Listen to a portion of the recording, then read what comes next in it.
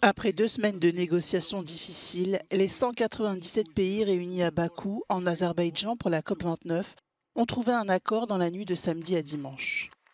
Au moins 300 milliards de dollars de financement annuel seront alloués aux pays en développement.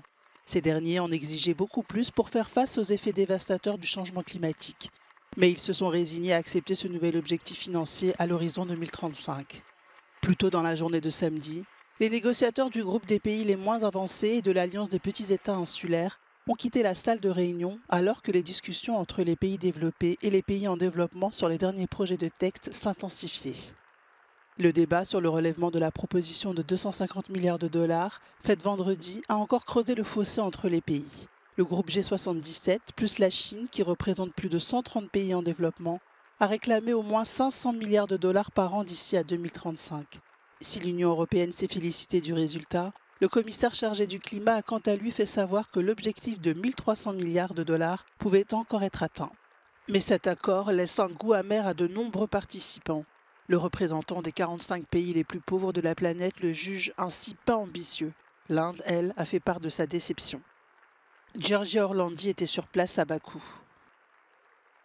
Even though the new climate finance deal doesn't fully meet the request from poorer countries, it has opened a new chapter in the climate talks and most importantly saved COP29 from the brink of collapse. Giorgia Orlandi for Euronews at COP29 in Baku. Les Roumains ont commencé à voter pour le premier tour de la présidentielle dans un climat social tendu. Le candidat d'extrême droite, George Simion, pourrait se qualifier au second tour. Les sondages le créditent de 15 à 19% des voix, contre quelques 25% pour le favori, l'actuel Premier ministre social-démocrate, Marcel Ciolacu. George Simion mise sur la colère des Roumains appauvris par une inflation record. Le nationaliste anti-européen a récemment fait l'éloge de Donald Trump et a nié les allégations selon lesquelles il serait un espion russe. Son accession au pouvoir marquerait un tournant nationaliste dans ce pays de 19 millions d'habitants, membre de l'Union européenne et de l'OTAN.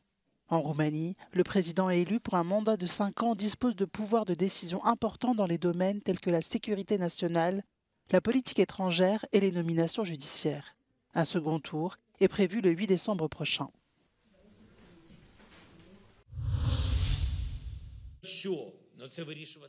321 installations portuaires ont été endommagées par les frappes russes depuis juillet dernier. C'est ce qu'a déclaré Volodymyr Zelensky lors du 3e sommet consacré aux céréales ukrainiennes. Ces dernières, selon le président ukrainien, ont permis de nourrir 400 millions de personnes dans 100 pays. Cette situation suscite des inquiétudes quant à l'efficacité avec laquelle Kiev peut expédier ces céréales. L'Ukraine est un important fournisseur mondial de céréales. Avant l'invasion russe, le pays en guerre exportait chaque mois 6 millions de tonnes à partir de ses ports situés en mer Noire. Lorsque la Russie a envahi le pays en 2022, Moscou a procédé au blocage des ports, ce qui a entraîné une chute drastique des exportations céréalières. Mais en juillet 2022, les livraisons avaient repris dans le cadre de l'initiative sur les céréales de la mer Noire, un accord conclu sous l'égide des Nations Unies et de la Turquie, qui a pris fin en 2023. Le chef de la diplomatie européenne, Josep Borrell, s'est exprimé lors de la conférence de la coalition pour 2 États à Nicosie sur la situation à Gaza. Bien que la situation dans l'enclave palestinienne soit catastrophique, Josep Borrell veut poursuivre les discussions avec les partenaires régionaux pour un cessez-le-feu durable, mais également pour une solution à 2 États.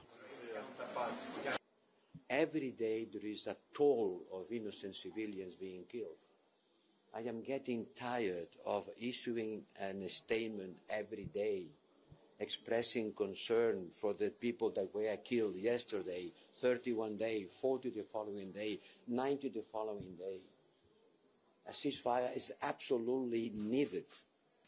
Après s'être rendu en Jordanie, le chef de la diplomatie européenne est attendu au Liban ce dimanche pour des réunions bilatérales et des discussions avec les représentants des Nations Unies dans le pays.